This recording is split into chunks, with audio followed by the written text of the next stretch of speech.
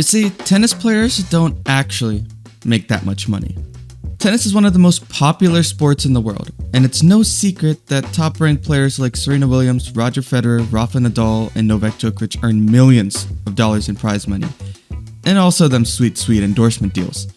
These players are often featured in ads, traveling the world in private jets, and repping luxurious brands. I mean, it's kind of a no-brainer why we see all the top players earning millions of dollars, and reportedly Roger Federer becoming a billionaire. I mean, Naomi, Osaka, and Serena Williams were the only two women on the Forbes top 50 highest paid athletes list.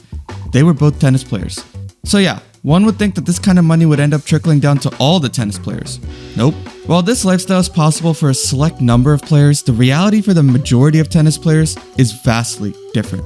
And while the top players receive most of the attention and rewards, lower ranked players who are still very good at their game struggle to make a living. The reason Luke's here is to save money basically. And that's the story that I want to tell you about today. So how much do tennis players really make? Let's break down all the numbers for you. Only 13% of tennis players make more than $100,000 per year, and 5% of these players make just $50,000. In fact, according to ATP Tennis Player Earnings, the average earnings of a male tennis player from 1 to 1,000 ranked in the world was $185,000 in 2021. Not bad, right? However, this average is misleading, with the top player earning close to $10 million and the 1,000 ranked player earning only $5,000 per year, and the median income for a male tennis player being around $25,000. Now, these are pro tennis players we're talking about, and this is the ATP. Don't even get me started on the WTA. For these players, these numbers are just one thing to think about. I think it's best to think of it like revenue into a company, because each player sort of operates like a company.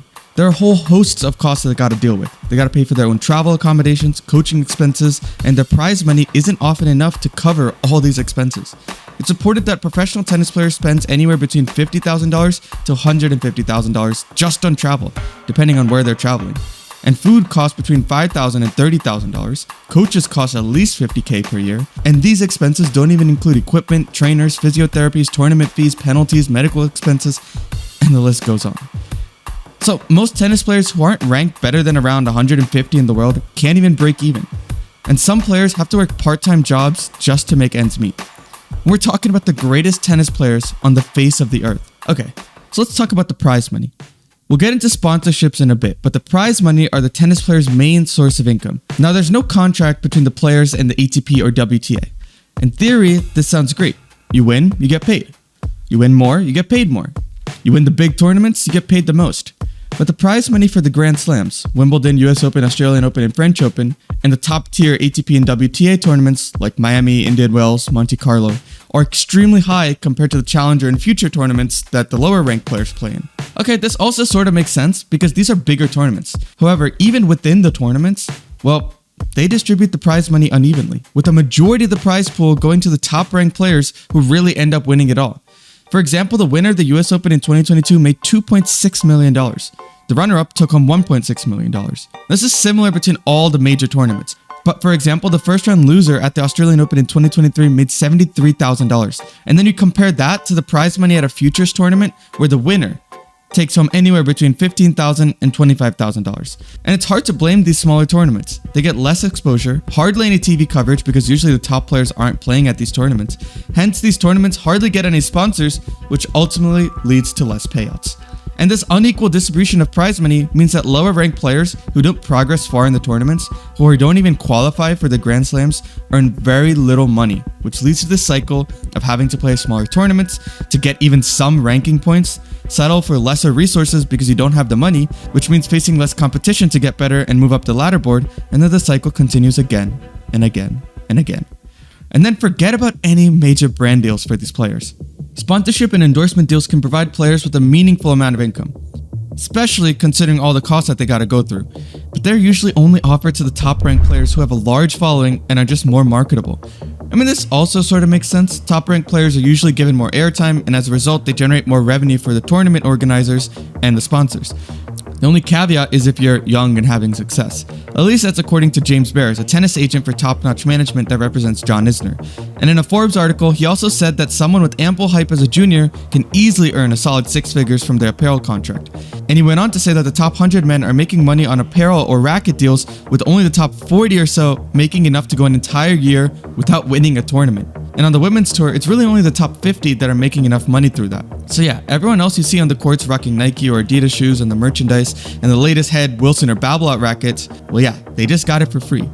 The company isn't paying them. Essentially, these companies know that it's just the top players that return them the money. And with all the other players desperate to save money on the tour, they'll just take the free gear and apparel in exchange for free marketing for the brand. Okay. With all that being said, there's still a counter argument to all of this. Some argue that tennis isn't different to other sports. It's the best players that get paid the most. And it's important to recognize the significant pay gap that exists between top-ranked players and lower-ranked players in other sports as well. Challenger and Futures tournaments are considered equivalent to the minor leagues in baseball, for example. And well, in the minor league, they also see some ridiculously low salaries. Unlike leagues such as the NBA and NFL, tennis players aren't part of a league, and they don't have a union or a collective bargaining agreement, so they don't have a guaranteed amount of money that they're going to make. While players are compensated for their achievements, the reality is that most players struggle to make a living, and lower-ranked players often find it challenging to reach their full potential due to the lack of financial support. So what can the ATP and WTA do for their sport? Well, for one, tennis organizations need to increase the prize money for lower-ranked players in tournaments by reallocating some of the prize money from the top-ranked players to the lower-ranked players. They could also provide some financial support for the lower-ranked players to cover their expenses, such as travel and coaching fees, to their tournaments. For example, in 2020, Novak Djokovic called on the tennis world to contribute a relief fund for the lower-ranked players who may be struggling financially during COVID. He and other players such as John Isner, Vasek Pospisil, Sam Querrey set up an alternate players association called the Professional Tennis Players Association, or PTPA. They urge that player welfare and making sure that those at the bottom earn a solid living is their top priority. Obviously, this isn't simple to solve, with tournaments running independently, the sport being so individualistic, and top players making a significant majority of the money. But one thing's for sure, the players that make up the majority of the sport deserve more recognition and support than they're getting right now.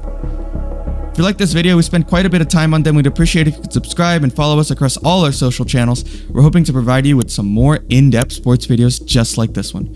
You also might like this video on the screen right now.